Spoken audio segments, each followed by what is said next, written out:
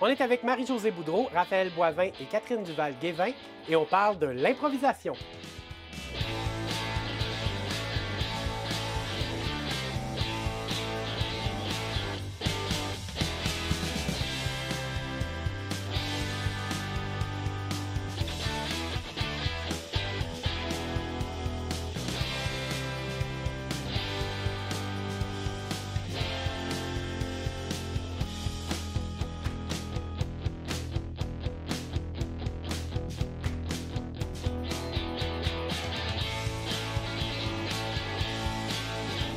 Bienvenue à Hôtel Central. On est avec des invités bien spéciaux qui vont nous parler de l'impro, l'improvisation. Vous êtes tous des stars de l'impro. Moi ici. Ah, ça vous fait rire! Ben, Merci. oui ou non? On va explorer ça, mais je vais commencer avec toi. Comment ça a commencé ton histoire d'amour avec l'impro? Hey, moi, l'impro, ça fait pas si longtemps que j'en fais. J'ai commencé en arrivant à Rimouski, il y a à peu près 9 ans. Hier, en plus, c'est drôle, j'essaie de calculer ça. Ça fait 9 ans déjà. J'en avais pas fait comme d'autres, mettons, au secondaire ou plus jeune. J'ai commencé à l'âge adulte un défi. Quand je suis arrivée à Rimouski, je travaillais au crêpe chignon. Puis ça a l'air que j'étais drôle quand je travaillais à la plonge au crêpe chignon. Fait qu'il y a quelqu'un qui m'a dit « Ah, t'es pas game de faire le camp de sélection d'impro? » Puis j'ai dit « C'est quoi ça de l'impro? » Très bon, OK. Voilà, fait que j'ai fait le camp de sélection. On a beaucoup ri de moi quand que je savais pas faire la différence entre une mix et une comparée à ce moment-là. J'ai finalement été recrutée dans une équipe. Mais le pauvre petit, tu savais pas. Non, je le savais pas, mais tu vois, j'ai quand même été pris au final. Fait que, tu sais, il n'y a pas de... Tu sais, faut pas avoir déjà fait de l'impro pour commencer à faire de l'impro. C'est ça. Moi, c'est plus classique. J'ai commencé dès le primaire, fin primaire. Puis là, je suis d'un âge avancé. Fait que là, c'est une fin primaire dans les années 80. Fait que c'est vraiment à l'époque où la LNI était à la télé, là. Tu sais, je m'en souviens là, d'avoir écouté les impros de Robert Lepage puis tout ça à la télé, là. Puis c'est vraiment... c'était comme la grosse mode, je pense, des années 80, là. Fait que dès les récréations, là, fin primaire. Donc, la LNI, la Ligue nationale d'improvisation, à moins que je me trompe, ça a commencé dans ces années-là. Ça a commencé en 77, mais je pense que c'est début 80 pour à la télé. OK. Fait que moi, ça, c'est fin 80, là, ça, là, dont Ça je a te parle. commencé fort à ce moment-là. Ah. Hein? Ouais. Drôle qu'on le voit plus tant à la télé, pourtant, il y a tellement de possibilités avec ce médium-là. Oui, mais c'est ça. À l'époque, en tout cas, moi, je m'en souviens là, que c'était le dimanche soir, là, puis que le lundi matin, on parlait que de ça. Là, ben, Oui. Puis, tu as influencé ta descendance, hein, parce que Oui. on a le plaisir d'avoir ta fille avec nous. Exactement. Puis, ta mère t'a forcé, c'est ça? Fais-moi un signe avec ta main. Ben moi, dans le fond, c'était pas juste ma mère qui faisait de l'improvisation, c'était aussi mon père. Donc, l'improvisation, pour moi, ça a commencé par aller dans des tournois avec un toutou licorne et regarder mes parents faire de l'improvisation. Ouais, Puis, quand je suis arrivée au secondaire, ça a juste comme coulé de source de faire de l'improvisation. Quand on arrive au secondaire, en tout cas, j'espère encore à notre époque, là, il y a cette possibilité-là de faire de l'impro.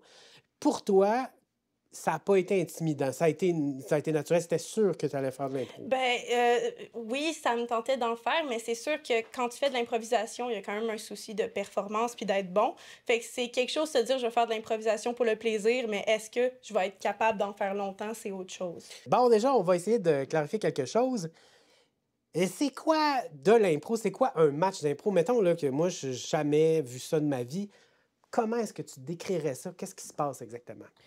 Pour vrai, ça ressemble... Les bases étaient simples, c'est qu'au début, ils ont décidé de mélanger et la passion du hockey et le théâtre. Fait que c'est de là qu'est né le fameux match d'improvisation au Québec.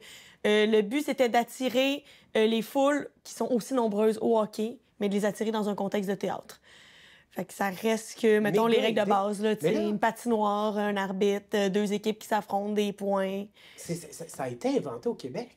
Le match d'improvisation, oui. Wow! Alors que l'improvisation comme outil, tu sais, au théâtre, on s'en sert depuis tout le temps, là, l'impro. C'est juste que là, dans un contexte de match, oui, avec la participation, puis tu sais, ce que ça a amené, le concept de match d'impro, c'est beaucoup la réaction du public, le vote du public. Où là, ça change tout parce que l'exercice d'impro en théâtre, tu t'en sers, mais il n'y a pas de gagnant et de perdant. Là, tu t'en sers pour explorer le nœud dramatique, mettons. Là, tu as amené à un point le vote du public. Oui. Donc, dans le fond, on a 2 équipes. Oui. Ils ont même des fois des chandails style hockey. Oui, des chandails de hockey. Là, sont vraiment achetés dans des compagnies de hockey. Puis, des fois d'autres choses. Ça coûte trop cher, des vrais chandails de hockey. C'est juste le nom qui est tout le temps absurde. Là. C'est genre les noms d'équipes, les pissenlits. Puis, c'est ça, chacun a des noms d'équipes aussi. Ben oui. Puis, dans le fond, il y a une thématique qui est proposée, c'est ça? Puis, les joueurs ont un temps donné pour réussir à obtenir le plus grand nombre de votes du public. Exact. Okay. En faisant des courtes pièces de théâtre. À durée limitée. Puis, les sketchs. Oui, mais c'est-tu des cabochineries ou c'est comme... Parce que des fois, on voit de courts extraits, puis c'est du monde qui crie, puis blablabla. Il y a plus que ça, c'est ça que je comprends. J'espère. J'imagine que c'est un peu comme au hockey. Si tu regardes un extrait et que tu vois juste 2 joueurs se tapocher sur une bande, là, tu vas te dire le hockey, c'est juste des gens qui se battent sur des patins. L'improvisation, il y a des gens qui vont se tapocher et faire des jokes de pipi caca, mais le but, c'est pas de faire ça. C'est bon. Puis j'ai quand même envie de dire qu'il y a quand même eu le fait qu'on a rajouté depuis quelques années l'apparition de plus en plus de l'humour en impro. Là. Je trouve, mettons, avant, c'était beaucoup théâtre, puis là, il y a comme toute une branche humoristique qui s'est jointe à l'impro là, depuis... je dis pas comme si ça faisait 2 ans, ça fait plus longtemps que ça, mais il y a aussi beaucoup de gens qui sortent de l'improvisation pour avoir des carrières d'humoristes. Ah, OK. Donc, on a un peu des deux. C'est ça, on est parti du côté théâtre, mais on a remarqué, on va se le dire, là, que quand on réussit à faire rire l'auditoire, on marque des points. Là. Fait que peut-être qu'il y a cette opportunité-là pour les gens qui font de l'impro de démontrer un certain talent ou une affinité avec l'humour. Et inversement, parce que si on va, mettons, aujourd'hui à la LNI, avant ça, la LNI, c'était que des comédiens, c'était que des gens qui sortaient des écoles de théâtre. Puis là, tu as beaucoup de gens à la LNI qui sortent de l'École nationale de l'humour. Fait que parce qu'ils sont en humour, là, vont être pris à la LNI. Fait que je pense que tout ça, là, est... dans les 20 dernières années, la place de l'humour au Québec, les humoristes sont omniprésents dans tout, là, je dirais. Fait que je pense que c'est aussi le cas en impro comme dans le reste de la société. Partout, Pourquoi tu fais ça?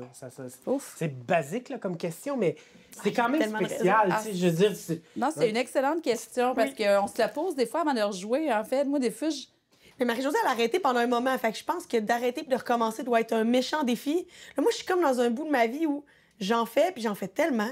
Puis je le fais tellement comme une espèce de train-train quotidien qui me fait du bien que j'ai juste pas envie d'arrêter. Mais j'ai l'impression que si on arrête, revenir doit être quelque chose. Mais là, t'as quand même dit ça te fait du bien. Ah, ça me fait toujours du bien, moi. Mais je suis un peu une... Ouais, OK, là, c'est triste de dire ça de même. Je suis quand même bien accro à ce jeu, qui est juste un jeu, là. Tu sais, je le coach, je voyage dans le monde en faisant de l'impro, là, tu sais, ça occupe quand même une bonne partie de ma vie. Puis en plus de ça, je sors avec quelqu'un qui fait aussi de l'impro, fait on se parle aussi d'impro des fois dans une vie personnelle, tu sais. Des fois, ou pas mal souvent, finalement. On essaye, on s'est dit que la majorité du temps, si un des deux dit c'est assez, on change de sujet. OK. On est rendu là. On s'est donné des cues pour pas toujours parler d'impro. Mais quand tu dis ça fait du bien, je veux que les gens réalisent, il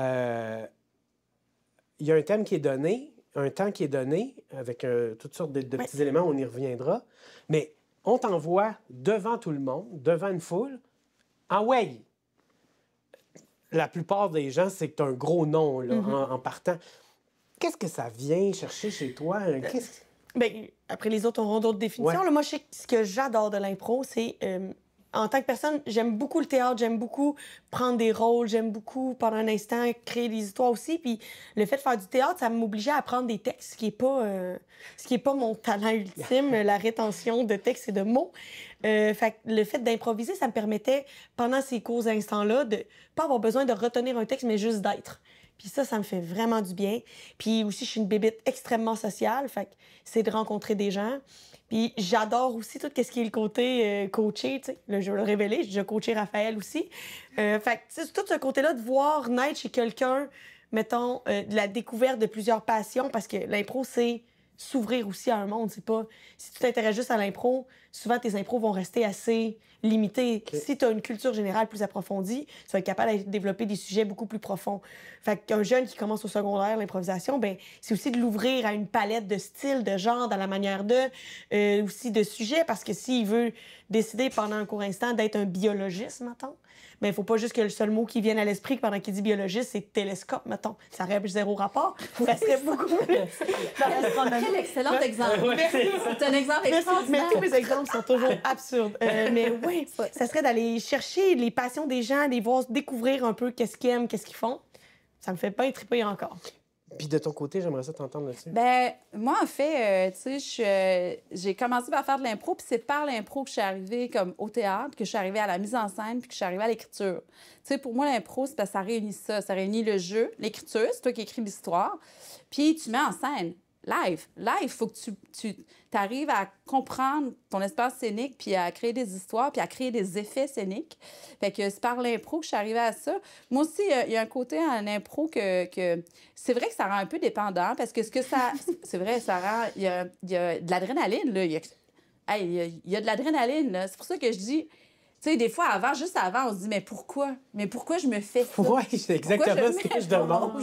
Je m'impose cette angoisse avant de rentrer. Moi, c'est se donner le privilège de se mettre le cerveau à off et d'arrêter de trier. Tu sais, moi, dans la vie, j'enseigne, puis tout ce que je dis pas, tout ce que je peux, tu sais, je retiens plein d'affaires. Il me vient des jokes tout le temps dans la tête là, quand j'enseigne que je dirais pas parce que... Ah, on peut pas faire ça, mais on peut, mais tu sais, il faut choisir. Mais là, à l'impro, là, j'enlève ce filtre-là, puis je suis ici maintenant. Go!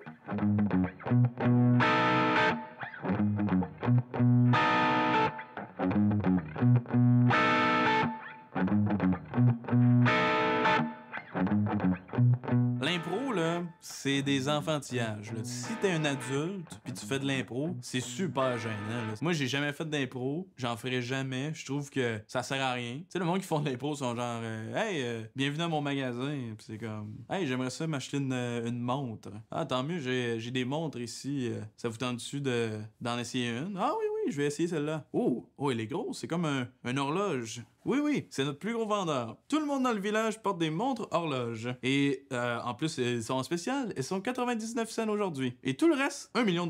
Oh! Ah, je peux comprendre pourquoi c'est le plus grand vendeur. C'est vraiment un bon deal. Eh bien, je vais en prendre 10.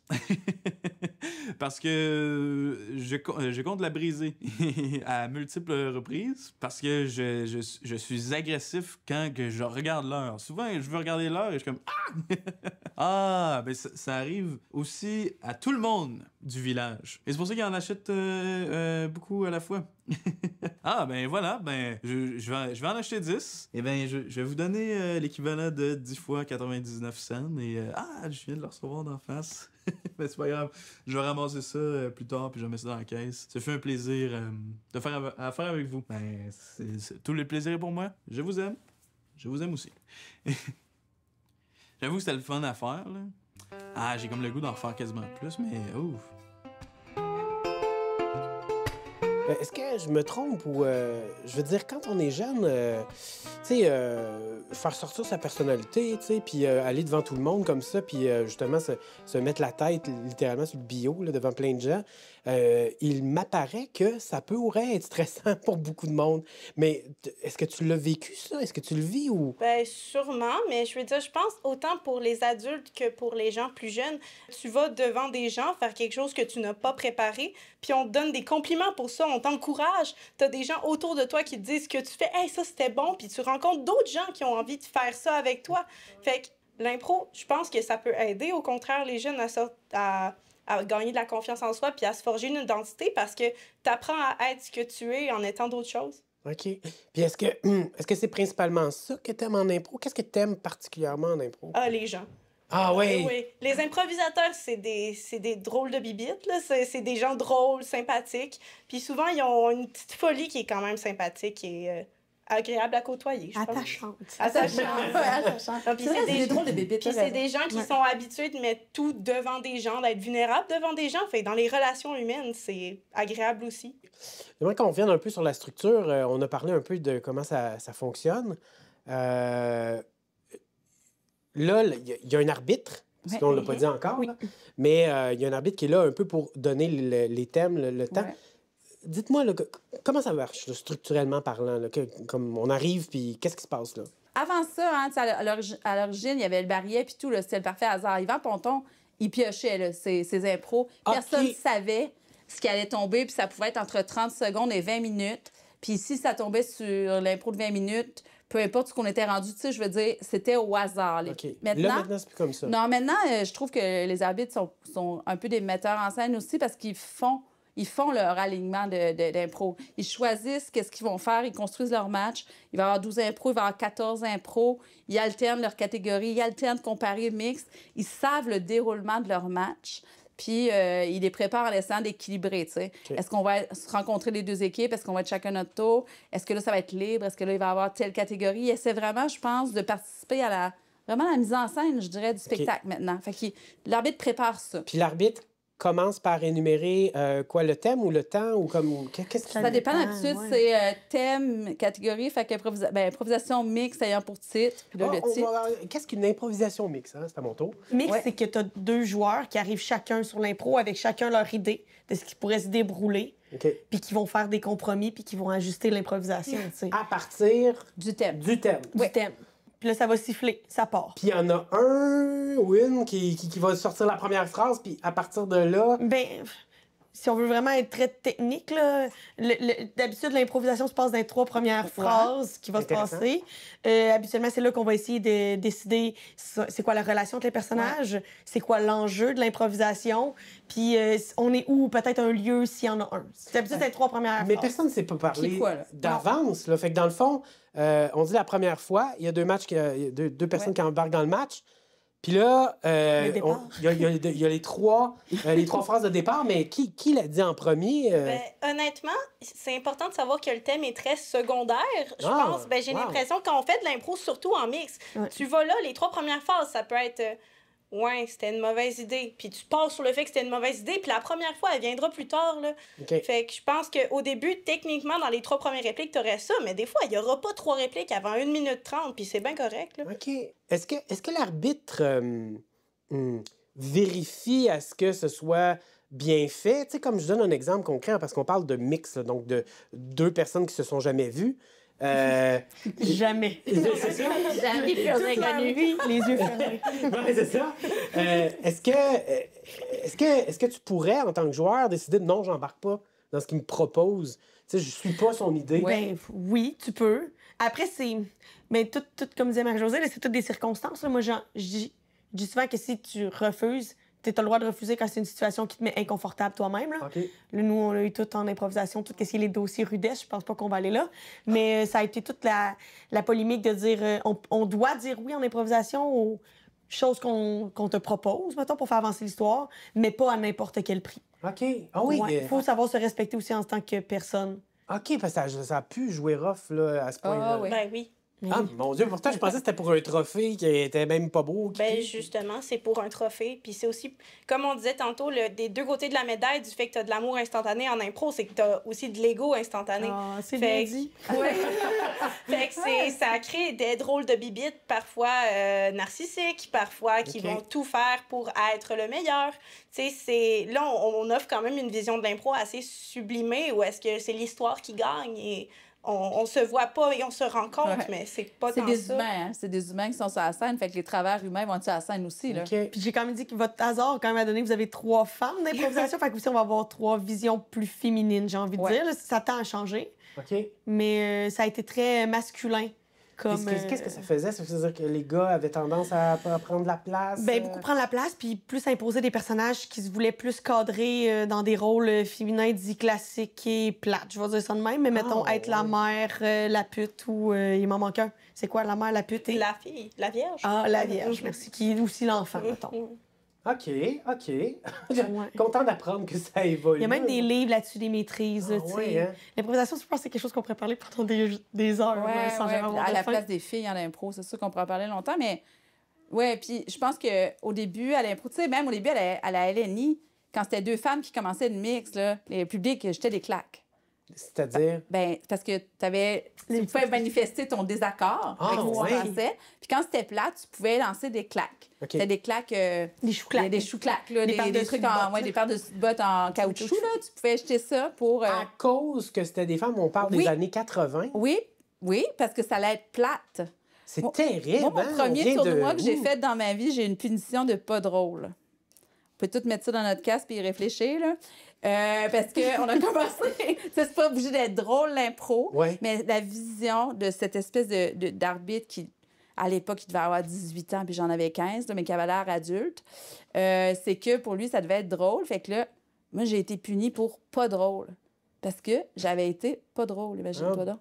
Imagines-tu? Non, mais aujourd'hui, ça pourrait pas arriver, là, mais je veux dire, à l'époque, il fallait vraiment que tu sois, je pense, one of the boys pour faire de l'impro. J'aimerais ça t'entendre là-dessus. Est-ce que ce que tu entends là, est-ce que tu le vois, ça, encore? Est-ce que c'est... Ben, c'est encore là, mais c'est là différemment. Je veux dire, la place de la femme en impro a quand même évolué, mais encore aujourd'hui, les filles en impro, pour avoir de la place, faut que tu sois one of the boys. Puis, encore une fois, souvent, les joueuses féminines, si elles veulent jouer un gros personnage, vont faire un gros personnage masculin et les personnages féminins vont rester encore les mêmes stéréotypes. C'est fou, hein? Est-ce que les gars aussi vont faire des stéréotypes... Donc, il y a comme... C'était intéressant parce que... C'est la société, mais c'est une patinoire. En fait, c'est sûr que... Mais on projette... Les travers de la société. Oui, on projette littéralement les...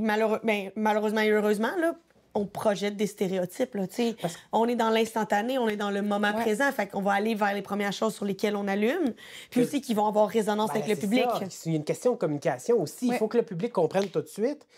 T'as pas le choix de te grossir à gros traits dans un sens d'humour. Maintenant, il peut y avoir de l'intelligence puis du bon goût là-dedans, là, ce qui malheureusement semble des fois faire défaut. Mais en tout cas, surtout à l'époque, je pense que en tout cas, on souhaite que ça s'améliore. Oui, puis il y a de plus en plus, je veux quand même le dire, de plus en plus de ligues qui ont pris les devants pour essayer de contrer tout ce qui était ça, puis essayer aussi de faire attention à tout ce qui est...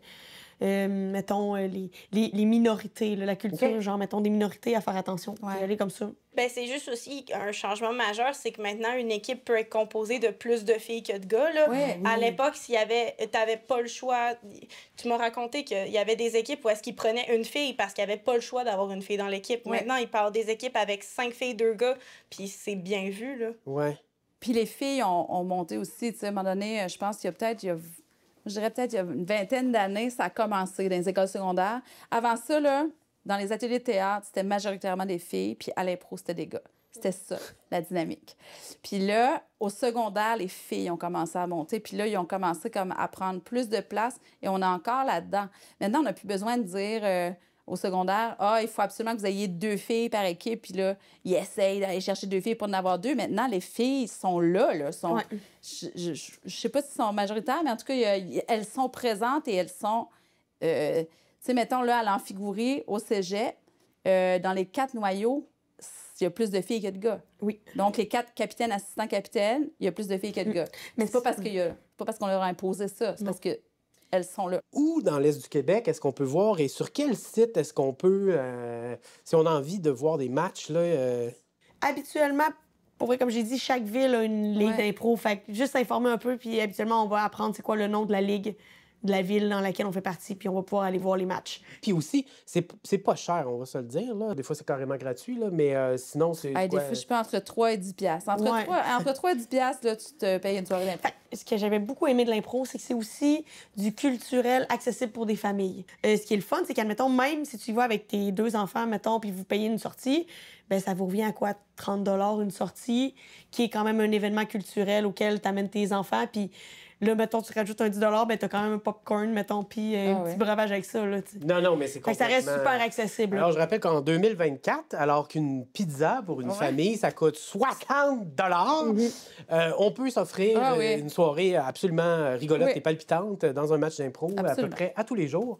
Alors, il n'y a aucune raison de ne pas y aller. Merci beaucoup d'avoir expliqué ce qu'était finalement l'improvisation. On aurait pas en parler longtemps encore. Oui, merci.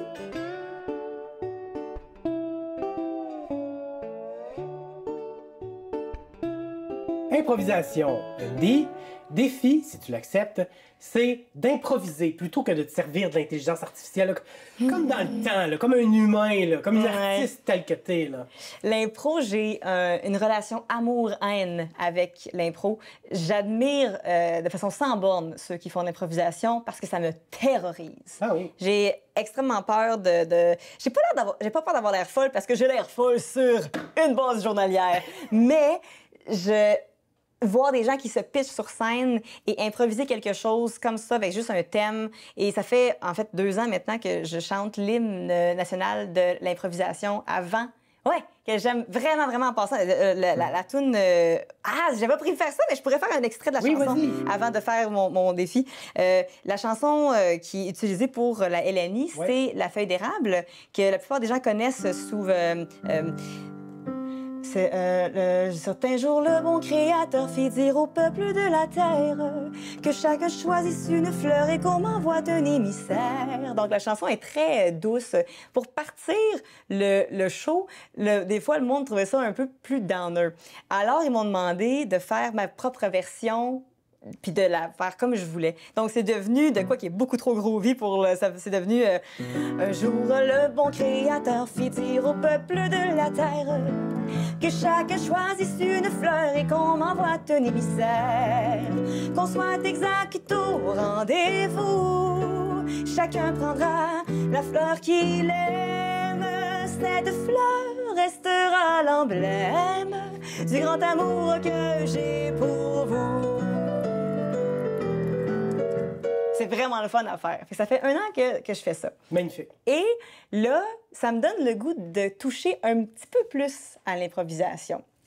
Alors là, tu vas... Là, ce qu'on va faire, c'est que je vais improviser musicalement quelque chose. Mais c'est toi qui vas me donner un thème qui va m'inspirer pour mon improvisation. OK. Alors, trouve-moi un thème de quelque chose et moi, ça va être au piano et je vais improviser quelque chose. On va voir où ça s'en va. Mais puisque tu vis ça au quotidien, que c'est très important pour toi et que c'est très important pour nous à Hôtel Central, je vais te donner le thème « Ma communauté ». Oh! OK. Qu'est-ce qui peut évoquer une communauté? Bien, déjà, ça vient avec plusieurs... Ça commence avec une personne et ça va rajouter des gens. Et c'est enveloppant. Fait qu'essayons avec quelque chose d'enveloppant.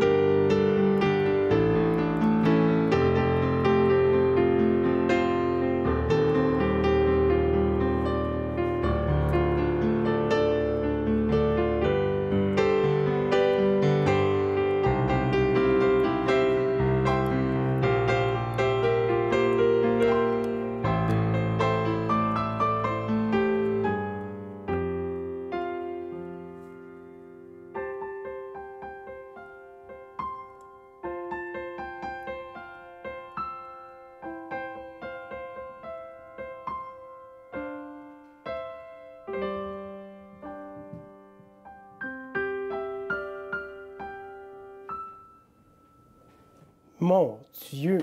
J'ai une petite larme. On sent tout l'amour qu'il y a dans ma communauté. C'est magnifique. T'as vraiment inventé ça là? Oui. Mon, quel talent! Oh, merci! Ça a pas de sens. Ça va dans des directions un peu weird des fois, mais c'est ça que c'est une communauté, ça va dans plein de directions. Merci.